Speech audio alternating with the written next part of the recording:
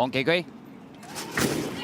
好，你一開閘嘅時候咧，咁啊內欄慢咗嗰隻咧就名揚四海嚟嘅。好啦，前面快馬大愛檔重情重義，又係快閘嘅。咁啊見到即係內欄位置嗰邊咧，就係嗰隻正義波咧就走咗上去，中間夾住咧就阿基拉嚟㗎。第4位內欄亨奇，第5位白衫川河碎區啊。內欄第6黃衫名揚四海，外邊啊確好勁啊。後邊嗰5匹馬深紅紅啦、安泰啦，尾3係幸運風采啊，尾2係太子，暫時電流閃光燈嚟㗎。好啦，轉香港體育學院灣啊，放咗出嚟跑嘅馬係重情重義啊。第2位外邊呢就阿基拉啦，埋邊第3位嘅馬有正義波啊。第4位呢咁啊見到埋邊上一啲咯，慢慢攞咗出去添啦，就亨奇嚟嘅紫色衫馬，後多層嘅馬啦，中檔位置係川河碎區白衫拱出去㗎，拱埋嗰匹呢確好勁一齊出去，後多層嘅馬啦，中檔位置呢黑帽嗰匹就深紅紅啊，掟大外檔呢有呢隻就安泰同埋幸運風采啊，踏正最後直路啦，前面亨記響中檔已經係撳住上咗嚟㗎啦，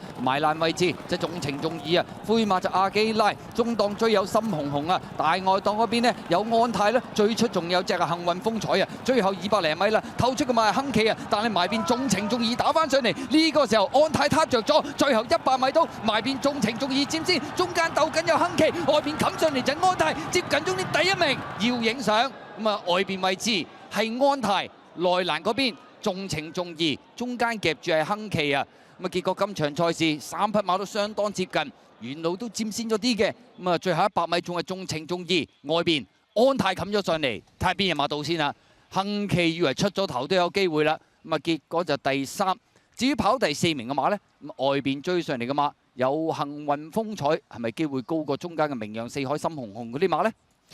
邊個起馬呢？袁幸堯啊，入邊重情重義，出邊就安泰啊潘頓，中間亨記啊第3嘅機會高啲，第4都要影相啊！裏邊好似鬥得好燦爛啦！第一眼就似係入